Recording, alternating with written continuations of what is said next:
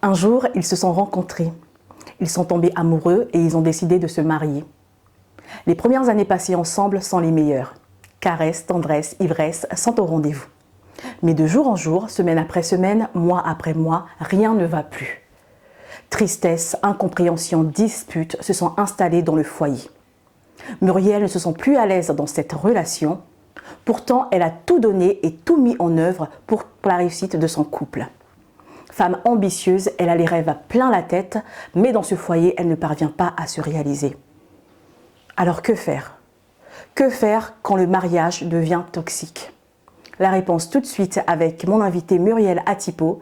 Elle est stratégiste en personal branding, auteure, coach et conférencière. Alors Muriel, vous avez vécu un mariage assez difficile, qu'on peut qualifier de toxique, vous pensez?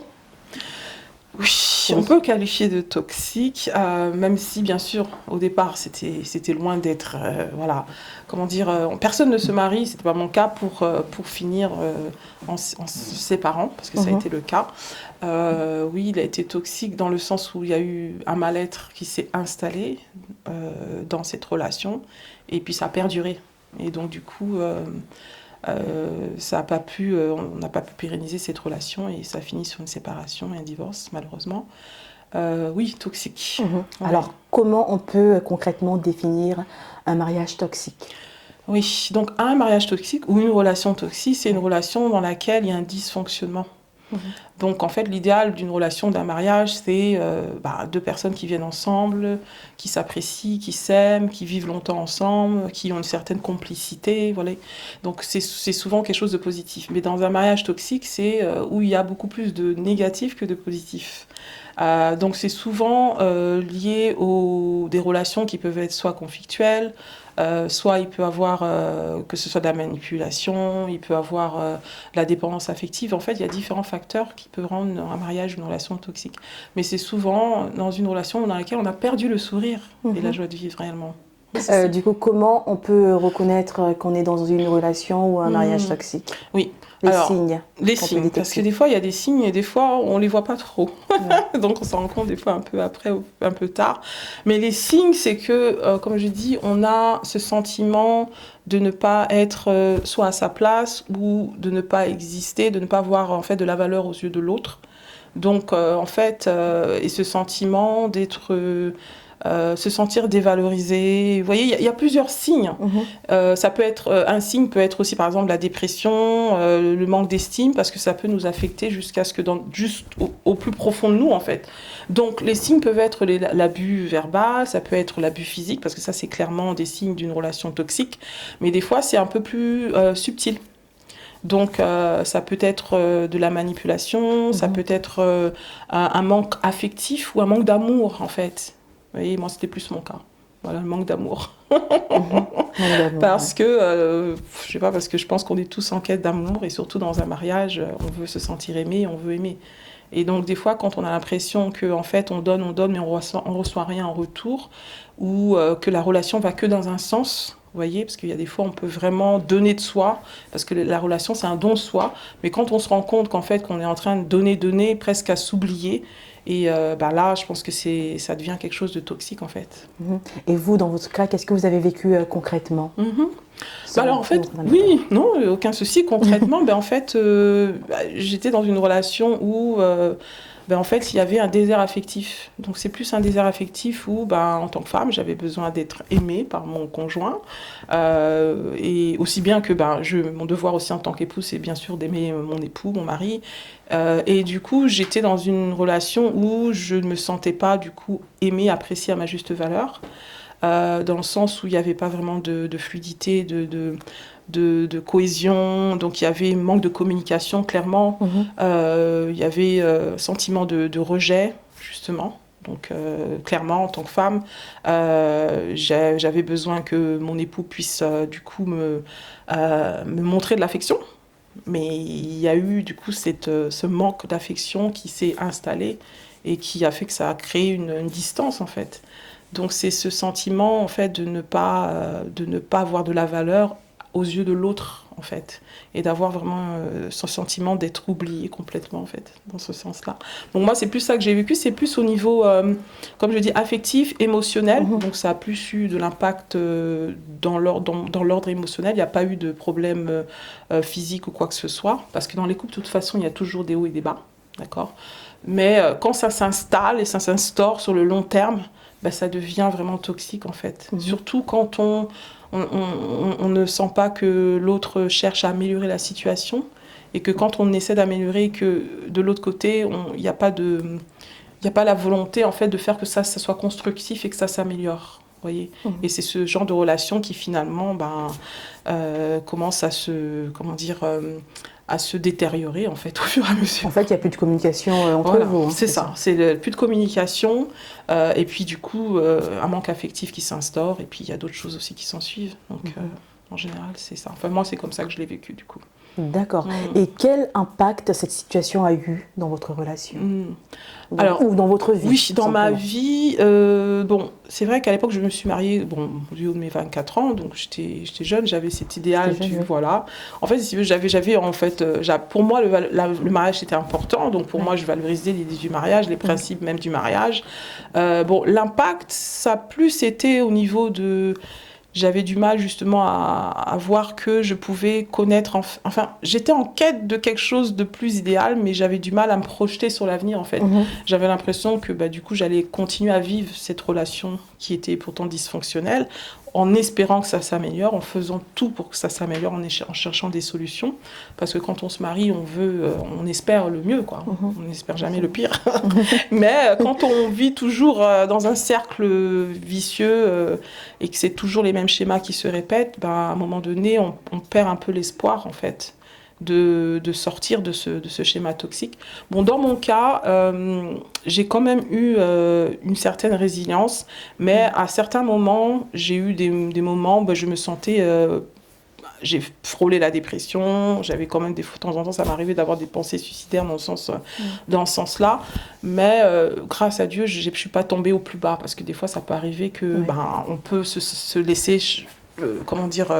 se laisser, on peut rentrer dans un gouffre, mais j'ai eu quand même la force de pouvoir résister à ces différentes pensées négatives qui auraient pu vraiment me faire tomber dans la dépression. Donc j'ai eu des moments où j'ai frôlé la dépression, mais ça n'est pas arrivé, heureusement d'ailleurs. Alors tout à l'heure, vous nous direz comment vous avez fait pour vous reconstruire après votre séparation. Oui. Mais je vous propose d'abord de marquer une petite page publicitaire. Yes.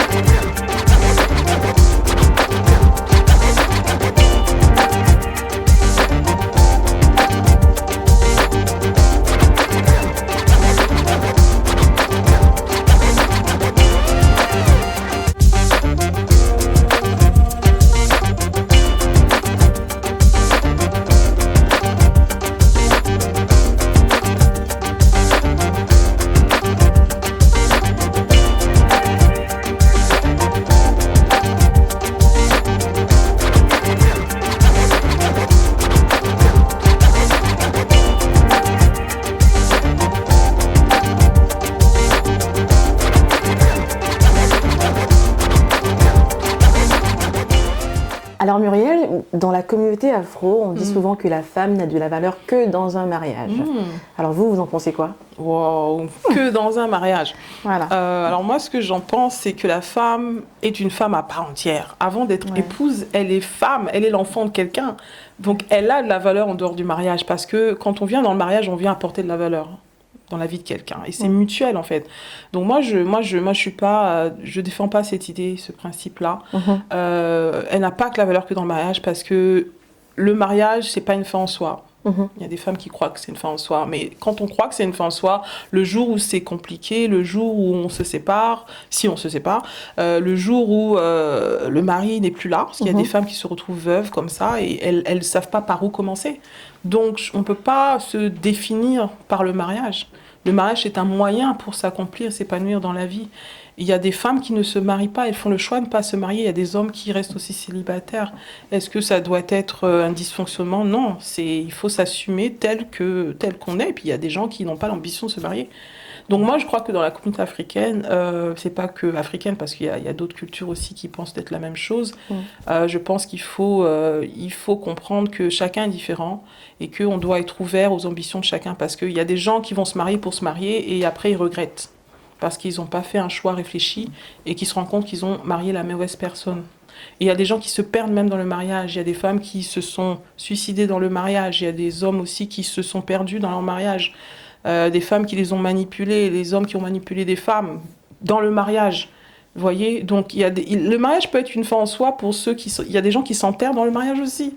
Et qui oublient qu'au-delà du mariage, ils ont cette capacité, ce potentiel aussi de s'accomplir. Il n'y a pas que le mariage qui nous permet d'être qui on est.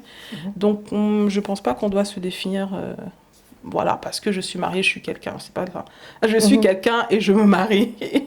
Je pense que c'est ça la première chose. Alors, je rappelle que vous étiez mariée et donc ça n'allait pas, vous avez divorcé. Oui. Qu'est-ce qui vous a aidé dans votre reconstruction ? Dans ma reconstruction, ce qui m'a aidée justement, c'est de comprendre qu'en tant que femme, j'ai de la valeur. Oui. D'accord ? C'est pas le mari qui me donne la valeur, j'ai de la valeur. Donc si je suis dans une relation où ça ne fonctionne pas et que j'ai tout essayé, je peux faire le choix de me séparer. D'accord ? Mais après, chacun voit ce qui est mieux pour soi. Moi, j'ai fait le choix parce que sans quoi, j'aurais pu m'enterrer justement dans le mariage. Et comme ma vie a de la valeur, déjà aux yeux de Dieu, ça a de la valeur, je ne peux pas permettre à ce qu'une relation me perde. Donc, ce que je peux dire, c'est que moi, ce qui m'a permis de me reconstruire, c'est l'estime que j'avais pour moi-même. Je me suis dit, si quelqu'un ne reconnaît pas ma valeur en tant que sa femme, moi-même, je m'approprie de cette valeur et j'avance dans la vie. Parce que j'ai des rêves, j'ai des ambitions, je suis née unique, je suis née seule et quand je vais mourir, je meurs seule aussi. Voilà, vous comprenez ? Donc en fait, ce qui m'a permis de me reconstruire, c'est de m'autoriser, donc à avoir une vision pour ma vie, à croire que je peux avoir une relation bienveillante avec quelqu'un, une relation d'amour et surtout de redéfinir ce qu'est l'amour. Parce que ce qui fait que beaucoup de gens se perdent dans le mariage, c'est qu'ils se marient comme ça, sans avoir vraiment une définition de qu'est l'amour. Qu'est-ce que l'amour, en fait ? Comment ils veulent être aimés et appréciés par l'autre ? Quel type d'homme ou de femme ils recherchent ? Quel type de valeur ils veulent avoir, en fait, dans leur relation ? Et moi, ce qui m'a permis de me reconstruire, c'est de me poser ce genre de questions que je ne m'étais pas posées avant. Et maintenant, de vraiment définir, en fait, dans quel type de relation je veux évoluer. Et donc, j'ai aussi eu un parcours de reconstruction au niveau de mes émotions, de peut-être la colère que j'avais eue, le sentiment de rejet et d'abandon, parce qu'il faut savoir qu'on a tous des blessures émotionnelles, des blessures de l'âme. Et moi, j'avais ces blessures, justement, que j'ai emmenées aussi dans le mariage.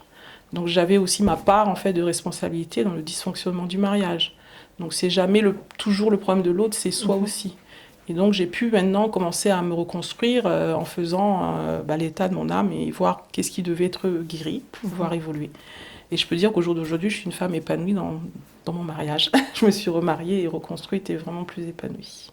D'accord, très bien. Alors, une autre raison pour laquelle vous êtes séparés, c'est aussi parce que vous n'arrivez pas à vous accomplir. C'est bien ça ?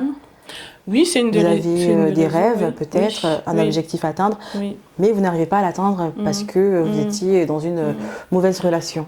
Oui, parce qu'en fait, quand on est dans une relation, comme on dit, et moi je crois que, comme la Bible nous dit, parce que je crois aussi dans la parole de Dieu qui dit que, est-ce que deux hommes peuvent venir ensemble sans s'être entendus ? Quand on dit homme, ça peut être l'homme et la femme. Donc, des fois, l'homme vient dans le mariage avec la vision du mariage, la femme vient avec sa vision, et si ces visions ne sont pas en cohérence l'une avec l'autre, on n'arrive pas à avancer ensemble, en fait. Des fois, on peut venir, mais on se rend compte qu'on est incompatible dans le caractère, dans la manière de voir les choses, et on n'arrive pas à avancer. Et donc, du coup, moi, ce que je crois, c'est que... je ne sais même plus où je voulais en venir, mais oui, Votre question, c'était par rapport Par rapport à votre accomplissement personnel. Oui, c'est ça. Alors, c'est vrai que l'homme vient avec sa vision, il a ses rêves. La femme vient avec sa vision.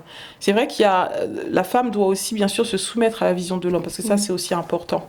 Mais des fois, il y a des hommes, ou comme les femmes, ne veulent pas,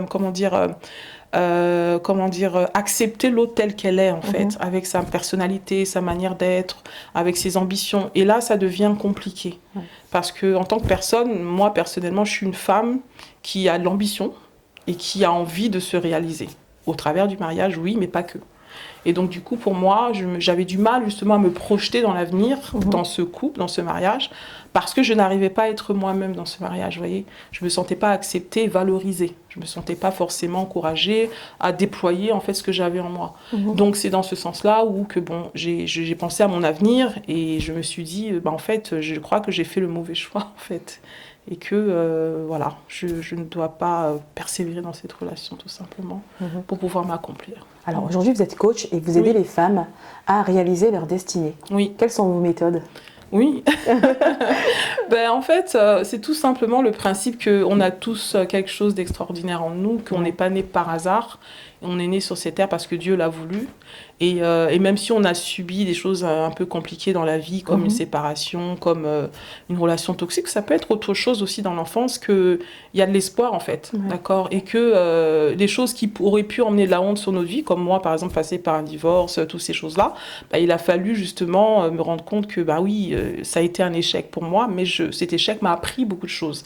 Et c'est des apprentissages, en fait, qu'aujourd'hui, je transmets aux femmes qui sont soit passées par la même chose, ou soit qui passent par d'autres difficultés et qui ont besoin, en fait, de voir la lumière au bout du tunnel. Donc, je suis celle qui va les inspirer à se saisir de leur potentiel extraordinaire et s'autoriser à briller parce que le monde a besoin d'elles. Donc, le monde a besoin aussi de témoignages de femmes qui sont passées par des difficultés. Donc, en tant que coach, mes méthodes, c'est tout simplement le fait d'être à l'écoute de ces femmes, de les encourager, de les inspirer et aussi au travers des livres que j'ai écrits, au travers des témoignages que j'ai pu communiquer dans mes livres, mais dans mes accompagnements, mes coachings et mes conférences, le but, c'est d'aider cette femme justement à s'accomplir pour toutes ses potentialités extraordinaires. Alors, en parlant de livres, vous en avez apporté 2. Est-ce que vous pouvez nous les présenter rapidement ? Oui. Alors, c'est vrai que le premier que j'ai écrit, que j'ai pas avec moi, s'appelle La femme extraordinaire. Et je l'ai écrit justement quand je passais par cette phase, malheureusement, de séparation, du divorce. Et ce livre, La femme extraordinaire, m'a permis de me réapproprier de ma valeur propre.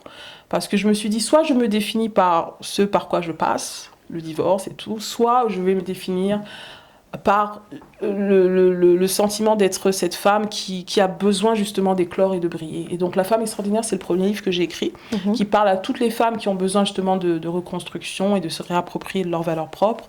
Ensuite, j'ai écrit un livre qui s'appelle Ta mission t'attend, donc qui va parler aux femmes qui, comme moi, se sont emparées de leur mission. Se sont dit, c'est vrai, j'ai une mission sur cette terre, j'ai une raison d'être et maintenant je vais l'accomplir, d'accord ? Donc je pense qu'on a tous besoin de pouvoir laisser une marque derrière nous, comme vous le faites ici avec votre émission.